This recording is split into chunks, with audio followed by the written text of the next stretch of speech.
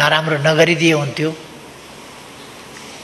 यस्ता कामनाहरू राम्रा कामनाहरू हुन्, तर ती निष्क्रिय कामना भए, असङ्गठित कामना भए वा व्यक्तिगत तवरका कामना मात्रै भए भने तिनले राम्रा कुरा भइकन पनि, राम्रा कामना भइकन पनि, राम्रा विचार भइकन पनि, राम्रो मनसाय भइकन पनि तिनले समाजलाई निर्णायक वा वास्तवमा खोजेका चिजहरू प्राप्त गर्ने तहमा उठाउन सक्दैनन्, पुर्याउन सक्दैनन्। त्यसकारण मदनका विचारहरू निष्क्रिय शुभकामना मात्रै होइनन्, राम्राका लागि, राम्राका लागि सही विचार, सही विचारका सही उद्देश्यहरू र सक्रिय कामनाहरू, कामना सहित तिनको व्यवहारमा कार्यान्वयन गर्ने कुरा, त्यो चाहिँ धेरै महत्त्वपूर्ण कुरा हो। त्यसकारण मदन भण्डारी भन्दा हामीले सही विचार, सही चिन्तन, सही विचार अथवा सही चिन्तक र सही विचारकको रूपमा मात्रै होइन, सही चिन्तक, सही विचारक र तिनको कार्यान्वयनको अगुवाई गर्ने सङ्गठित प्रयासहरू, ती विचारहरूको कार्यान्वयनमा प्रयासहरू अगाडि बढाउने, ती प्रयासहरूलाई सङ्गठित ढङ्गले अगाडि बढाउने मदन भण्डारीका विचारहरूको महत्त्व यस कुरामा पनि छ। यद्यपि यो मदन भण्डारीले पहिलोपल्ट गर्नुभएको होइन, इतिहासमा यस्ता सङ्गठित प्रयासहरू, विचारलाई व्यवहारमा कार्यान्वयन गर्ने सङ्गठित प्रयासहरू थुप्रै भएका छन् र नेपालको सन्दर्भमा सुल्झिएका विचारहरू, समयानुकूल समाजलाई अगाडि बढाउने सुल्झिएका सोचहरू सहित सङ्गठित प्रयास गर्ने मदन भण्डारी भन्दा अगाडि या त क्षमताको सीमाले होस् या विचारलाई संश्लेषण गरेर ठिग्र्याउने कुरामा, सुल्झाउने कुरामा वा त्यसलाई निष्कर्षको रूपमा पुर्याउने कुरामा रहेका सीमाहरू हुन्, अथवा आन्दोलनकारी प्रवृत्ति मनोवृत्तिको सीमा होस्, आदि कुराहरू जेले भए पनि मदन भण्डारी भन्दा अगाडि समाजलाई त्यसरी झकझक्याउने खालको त्यो व्यक्तित्व हामी पाउँदैनौँ। ठिक त्यसै कारण एउटा राष्ट्रिय दैनिकले सर्वे गर्यो कि 20औं शताब्दीमा नेपालको राजनीतिलाई सबभन्दा बढी प्रभावित गर्ने व्यक्तिको त्यहाँ आम निष्कर्ष निस्किएको थियो मदन भण्डारी। अर्थात् 20औं शताब्दीको नेपाली राजनीतिलाई, नेपाली समाजलाई, नेपाली जनजीवनलाई वैचारिक हिसाबले र परिवर्तनकारी आन्दोलनको हिसाबले सबभन्दा बढी प्रभावित गर्न सक्ने व्यक्तित्व मदन भण्डारी हुनुहुन्थ्यो। त्यसै कारण उहाँलाई शताब्दी नायक भनिएको। एउटा पक्ष मानिसहरूले अक्सर बिर्सिने गरेको के छ भने मदन भण्डारी जननेता मात्रै होइन, शताब्दी नायक हो र जननेता हो। शताब्दी नायक जननेता मदन भण्डारी।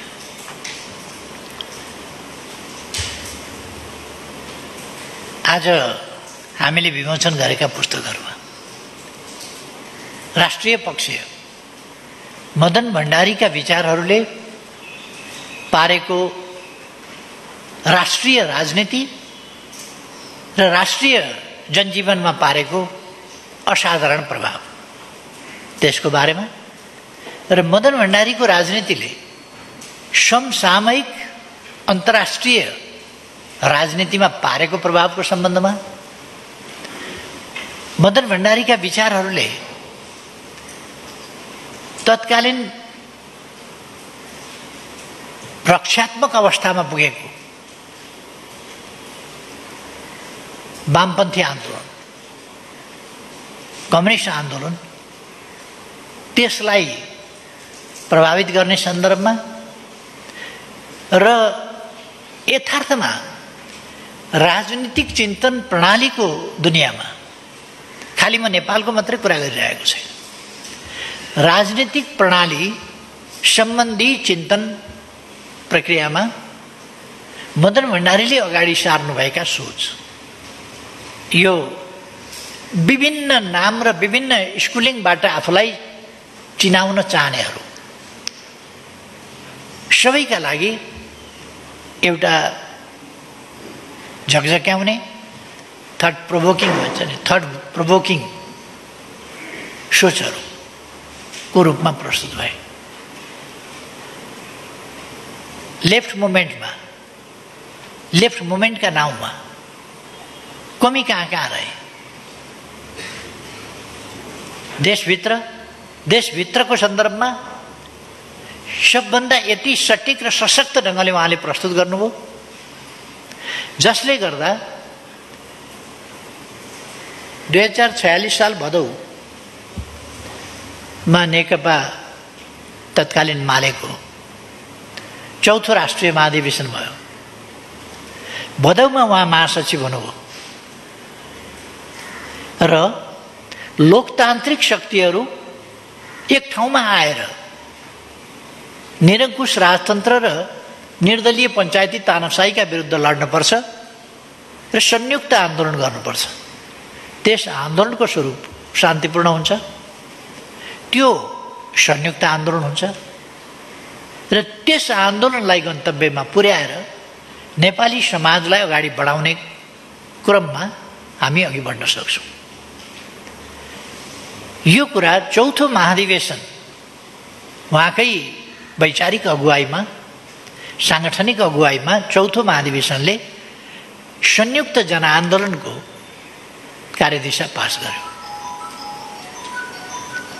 त्यसका निम्ति त्यसपछि संयुक्त वाममोर्चा बन्यो, नेपाली कांग्रेससँग कार्यगत एकता बन्यो र संयुक्त जनआन्दोलन सञ्चालन गरियो। त्यो संयुक्त जनआन्दोलन चैतको अन्त्यसम्ममा पुग्दा भदौमा उहाँ महासचिव हुनुभयो, मैले अघि नै भने। तर चैतको अन्त्यसम्ममा पुग्दा राजनीतिक प्रणालीमै फेरबदल ल्याइसक्यो, अथवा परिस्थिति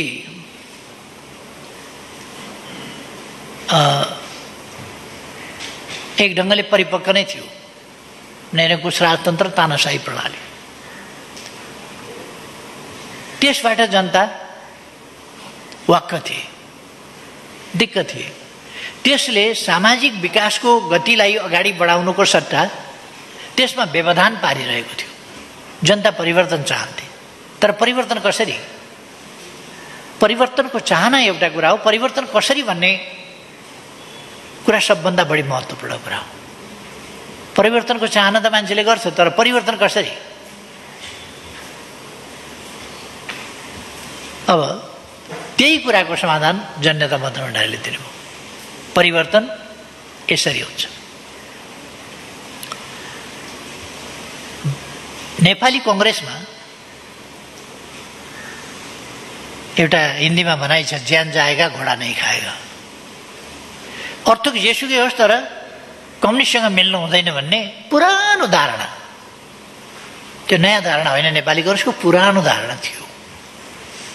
त्यही धारणाले 7 सालको आन्दोलनको उपलब्धि टिकाउन सकिएन, 15 सालको निर्वाचनको परिणाम टिकाउन सकिएन, आन्दोलनका सहयात्रीमाथि प्रतिबन्ध लगाउने र प्रतिक्रियावादी प्रतिगामी शक्तिहरूसँग मिलेर लोकतन्त्र जोगाउँछु भन्ठान्ने एउटा भ्रान्त धारणा,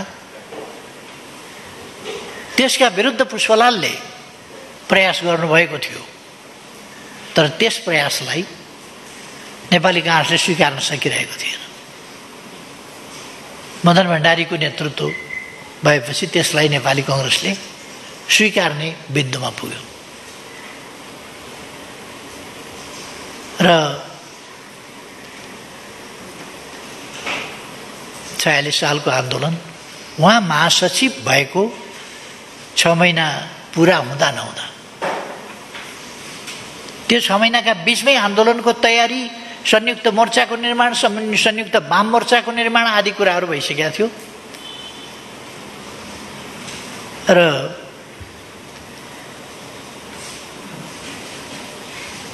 आजको माओवादीको त्यति बेलाको धार त्यस आन्दोलनमा सरिक हुन मानिराखेका थिएन। उसको विरोधका बावजुद पछि आन्दोलनमा उ लतारिँदै आयो र संयुक्त वाम मोर्चामा आएन,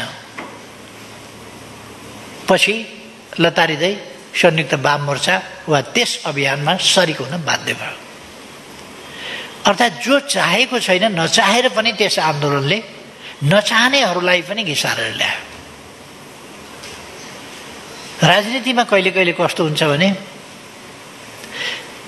साना कुराले राजनीति भएन र स्वार्थ नीतिलाई केन्द्रभागमा राखियो भने साना कुराले कहाँबाट कहाँ पुर्याइदिन्छ। अहिले हामीले हेर्यौँ भने राष्ट्रिय जनमोर्चा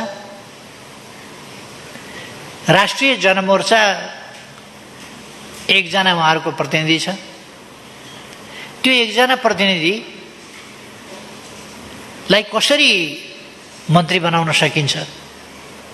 उहाँहरूको राजनीति त्यति हो, हामीसँग हुँदाखेरि पनि राजनीति त्यति हो, अहिले पनि राजनीति त्यति हो। त्यसका लागि उहाँहरू कहाँ पुग्नुभयो भन्दाखेरि यताबाट हुँदैन भनेदेखि काङ्ग्रेसलाई समर्थन गरेर कङ्ग्रेसको नेतृत्वमा सरकार बनाएर भए पनि मन्त्री हुने, अथवा अब उहाँहरूको राजनीति कहाँ पुग्यो भन्दा विचारको प्रश्न रहेन, वर्गीयताको प्रश्न रहेन, वर्गीय राजनीतिको प्रश्न रहेन, गन्तव्य र उद्देश्यका प्रश्नहरू रहेन। यो एक बारको जिन्दगी, मन्त्री खाइहालिएन भने त पछि त गयो। त्यस राजनीतिमा उहाँहरू पुग्नुभयो र तपाईँ हामीले देखिराखेका छौँ। अरू केही मान्छेहरू अहिले हामी देखिराखेका छौँ विचार हरायो, उद्देश्य हराए, देशलाई कहाँ पुर्याउने हो त्यो कुरो बिर्सियो। समृद्ध नेपाल, सुखी नेपाली उहाँहरू उच्चारण पनि गर्नुहुन्न। जनताको ध्यान त्यता जान्छ, कार्यकर्ताको ध्यान त्यता जान्छ, कार्यकर्ता र जनताको ध्यान समृद्ध नेपाल, सुखी नेपालीतिर जान्छ, उद्देश्यतिर जान्छ, विचारतिर जान्छ, राजनीतितिर जान्छ, हाम्रा कर्तव्यहरूतिर जान्छ, हाम्रा अभिभावकहरूतिर जान्छ। त्यसो भएपछि व्यक्तिगत स्वार्थ, अहङ्कारहरू, महत्त्वाकांक्षाहरू र कुण्ठाहरूको व्यापार चल्दैन। जब मान्छे पोलिटिकलाइज हुन्छ त्यति बेला विचारमा चल्न थाल्छ, त्यति बेला। त्यसो भएर विचारबाट मानिसलाई पृथक गर्ने र स्वार्थको भुमरीमा मान्छेलाई हाल्दिने यो प्रयास राजनीतिलाई गलत बाटोमा लानु पर्यो भने यी प्रयासहरू हुन्छन् र हुँदै हुँदै त्यो किनबेचमा पुग्छ, लोभ पाप देखाउने कुरामा पुग्छ। मान्छेलाई विचारले सहमत गराउने होइन, किनेर काम लगाउने। राजनीतिक नेता कार्यकर्ताहरू ज्यामी खेताला तराईतिर त जन भन्ने चलन थियो पहिले, त्यो जनको रूपमा परिणत गर्ने। मैले 7औं महाधिवेशनमा एउटा कुरा भनेको थिएँ कि त्यहाँ 7औं महाधिवेशनको दृश्य पनि के भयो भने धेरै प्रतिनिधिहरू विचारको होइन, जनको रूपमा, त्यहाँ विचारका प्रतिनिधि होइन, जनको रूपमा उपस्थित भएको लाग्थ्यो। त्यसकारण मैले भने ठेकेदारले एउटा पोखरी खन्ने काम जिम्मा लिन्छ, ठेक्का लिन्छ र जनहरू लिएर आउँछ। उसले भन्छ यति फिट यता नाप, यति फिट यता नाप, यति फिट यता नाप। त्यो नाप्छन्, यति फिट गहिरो खाल्टो यस चौहद्दीभित्र खन। ती जनहरूले के का लागि सोध्दैनन्, कसको जमिन सोध्दैनन्, धनी पूर्जा कसको सोध्दैनन्। तपाईँलाई यो काम लगाउनेले, ठेक्का लगाउनेले कति दियो पैसा त्यो पनि सोध्दैनन्। उनीहरूलाई आफ्नो ज्यालासँग मतलब छ, अरू कुरासँग मतलब छैन। माछा पाल्न हो कि, भैँसीलाई हाल खेलाउन हो कि, अथवा अर्थकै कुरा गर्न हो कि के का लागि त्यो खाल्डो खनेको उनीहरूलाई मतलब हुँदैन। खाल्डो खन्देऊ, ज्याला पकाऊ, जनको तरिका। र मान्छेलाई, राजनीतिक कार्यकर्ताहरूलाई कार्यकर्ताबाट जनमा परिणत गरिदिने, कार्यकर्ताहरूलाई स्वार्थ विचार बोक्न लगाउने होइन, स्वार्थ बोक्न लगाइदिने, स्वार्थको वितरण गर्ने, विचारको सम्प्रेषण होइन, विचारको सम्प्रेषणका ठाउँमा स्वार्थको वितरण र झुट र बेइमानीको सहारा लिने। तपाईँ हामीले सुन्यौँ होला, सबैले सुने जस्तो लाग्छ मलाई। माधव नेपाल भन्ने एकजना काङ्ग्रेसका पछाडि कुद्ने मान्छे छन्। अहिले नेपालको राजनीतिमा सबैजसोले नै चिन्छन् प्राय, किनभने असाध्यै चर्चा भइराखेको छ कि यतिसम्म पनि मान्छे पतन हुन सक्दो रहेछ। आफ्नो पार्टीको सरकार डाल्ने, प्रमुख प्रतिपक्षको नेतृत्वमा सरकार बनाउने, कम्युनिस्ट आन्दोलन सिद्ध्याउने, अर्कोतिर लागिसक्ने अनि नेकपा एमालेको वरिष्ठ नेता हुँ भनेर फेरि हिँड्ने, यस्तो लाज शरम पछिको मान्छेको चर्चा अलिकति मान्छेले सकारात्मक मात्रै होइन नकारात्मक हिसाबले पनि चर्चा त हुन्छ नि, मान्छेहरूले गर्छन् नि। गान्धीको मात्रै चर्चा हुँदैन, नाथुराम गोडसेको पनि चर्चा हुन्छ। आजकल नाथुराम गोडसेको अलिक बढी चर्चा हुने गरेको छ, किनभने नेपाली कङ्ग्रेस प्रचण्ड पथमा हिँडेपछि नेपाली कङ्ग्रेसका नेताहरू नै नाथुराम गोडसे खोजी गर्दा भेटिएन नाथुराम गोडसे भने आफै हुने भन्ने तहमा पुगेको भनेको प्रचण्ड पथ नै अँगालेको। यसै त अराजनीतिक अस्थिरताको खेती, देश कता जान्छ भन्ने कुराको मतलब छैन, त्यो कुरामा पुग्नु भनेको स्वाभाविक रूपमा यो प्रचण्ड पथ नै अँगालेको। प्रचण्ड पथ यति व्याप्त अहिले भइसक्यो, नेपाली कङ्ग्रेसले अँगालेपछि, त्यसलाई आफ्नो मार्गदर्शक सिद्धान्त कङ्ग्रेसले बनाएपछि अहिले प्रचण्ड पथ सुप्रिम कोर्टमा पनि चर्चा हुन्छ। फ्रान्स र बेलायतका राजाहरू किन काटिन्थे भन्दा अहिलेको राष्ट्रपति र प्रधानमन्त्रीले गरे जस्तै गर्दा रहेछन् र पो काटिँदो रहेछ, अथवा अहिलेका राष्ट्रपति र प्रधानमन्त्रीलाई पनि काट्नुपर्छ। यो कुरा त सर्वोच्च अदालतमा प्रचण्डका एकजना कार्यकर्ताले त सर्वोच्च अदालतमै भने। नेपाली कङ्ग्रेसका कार्यकर्ताले नाथुराम गोडसे मै भन्छु अर्को ठाउँमा भने। आश्चर्य लाग्छ, सर्वोच्च अदालतले हिंसालाई यस्तो दुरुत्साहन गर्ने वक्तव्य दिँदा रोक्ने काम गरेको पाइएन। यस्तो हिंसालाई दुरुत्साहन गर्ने काम अदालतमा गर्नुहुन्न, अथवा विद्वान अधिवक्ताजी तपाईँ आफ्नो वक्तव्य सम्हालिएर राख्नुहोस् भनेर के न्यायमूर्तिहरूले त्यो सुझाव पनि राख्न सक्नुहुन्न र? तर अहिले मेरो विषय यो होइन, म यसमा गइरहन चाहन्न। झुटको राजनीति कसरी गर्छन्, गलत राजनीति कसरी गर्छन् भन्ने मात्रै मैले चर्चा गर्न खोजेको। झुटको राजनीति कसरी गर्छन् तपाईँहरूले 2-3 दिन अगाडिदेखि सुन्नुभयो होला। प्रधानमन्त्रीको प्रस्ताव मैले माधव नेपाल भन्ने व्यक्तिलाई राखेँ अरे। माधव नेपालले आफै भन्दै हिँडेका छन्, मलाई प्रधानमन्त्रीको प्रस्ताव राखे तर म मान्दिनँ। म शेरबहादुर देउवाप्रति यति समर्पित छु, मेरो यति निष्ठा छ, म देशलाई धोका दिन्छु, पार्टीलाई धोका दिन्छु, जनतालाई धोका दिन्छु, पार्टीलाई ध्वस्त पार्ने मैले कसम खाएको छु, शेरबहादुर देउवालाई प्रधानमन्त्री बनाउने कसम खाएको छु, कम्युनिस्ट आन्दोलन ध्वस्त पार्ने कसम खाएको छु, यी सबै देशलाई, जनतालाई, पार्टीलाई सबैलाई धोका दिन्छु, तर शेरबहादुर देउवालाई धोका दिन्नु। त्यो उनको राजनीति हो। उनी शेरबहादुर देउवाको पार्टी नै जोइन गर्न पनि सक्छन्, कार्यकर्ता भएर हिँडेकै छन्। प्रचण्डको पार्टी त उनलाई जोइन गर्नु नै छ अन्तमा। त्यो त उनको गन्तव्य नै त्यही हो, हुने नै त्यही हो। मैले धेरै महिना अगाडि भनेको थिएँ, माधव नेपाल भनेको प्रचण्डको एउटा मामुली कार्यकर्ता हो, मामुली कार्यकर्ता। तर अहिले धाक के लगाएर हिँडेका छन् भने केपी ओलीले मलाई प्रधानमन्त्रीको प्रस्ताव राख्यो भनेर। मलाई बौला कुकुरले टोक्या छ र?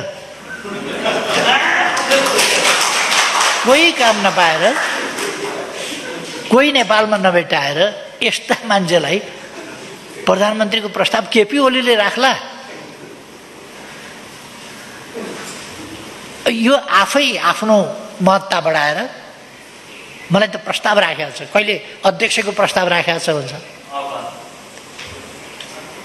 कहिले प्रधानमन्त्रीको प्रस्ताव राखेको छ भन्छ।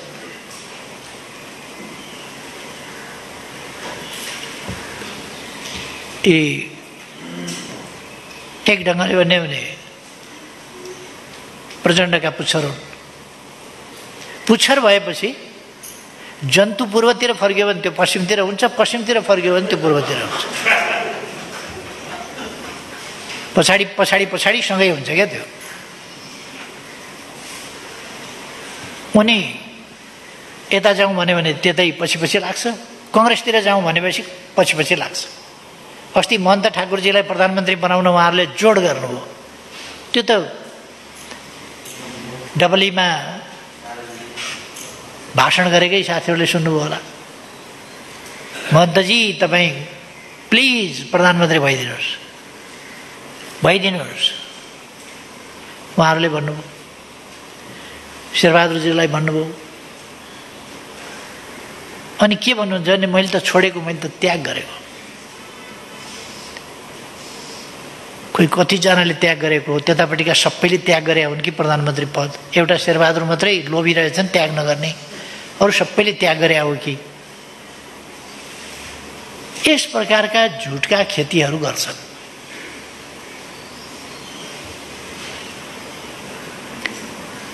मदन भण्डारीको school of thought, way of thinking यस्तो झुटको बेइमानीको वे अफ थिङ्किङ होइन, सच्चाइको।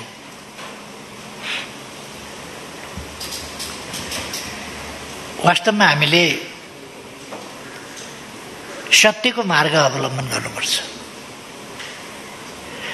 देशप्रति निष्ठाको मार्ग अवलम्बन गर्नुपर्छ। एकछिनमा अहिले प्रचण्डले अस्ति राष्ट्रपति भन्दा त राजै राम्रो के भनेका र मान्छेले छक्क माने। किन छक्क मान्ने? छेपारोले त रङ एकछिनमा फेर्छ त। खैरो खैरो मुढामा गयो भने खैरो खैरो खालको रङ बनाउँछ, अर्को खालको हरियो हरियोमा गयो भने हरियो हरियो रङ बनाउँछ, अलिक कालो बोक्रो भएका ठाउँमा पुग्यो भने त्यहाँ कालो कालो बनाउँछ। छेपाराले रङ फेर्छ त। कहिले कम्फर्टेबल सरकार बनाइदिन्छु भन्छ, कहिले यस्तो हुँदाखेरि पनि हाम्रा लोकतान्त्रिक छिमेकी के हेरेर बसेका छन्, किन हस्तक्षेप गर्दैनन् भन्छ। कहिले गणतन्त्र ल्याउने मै हुँ भन्छ, कहिले गणतन्त्र काम लाग्दैन, गणतन्त्र भन्दा त राजतन्त्रै राम्रो भन्न पुग्छ। कहिले यो राष्ट्रपति भन्ने संस्था भन्दा त राजै ठिक भन्न पनि पुग्छ। यो कुन सा ठुलो कुरा हो प्रचण्डलाई? कहिले विदेशबाट हतियार ल्याएर नेपाली जनताको नरसंहार गर्छ। नेपाली जनताले दुःखले थुपारेका जम्मा गरेका पैसाहरू ब्याङ्कका ब्याङ्क लुटेर सखा बनाइदिन्छ। साना सहकारी, कृषि सहकारी लगायत लुटेर खतम बनाइदिया हुन्छ। संरचनाहरू ध्वस्त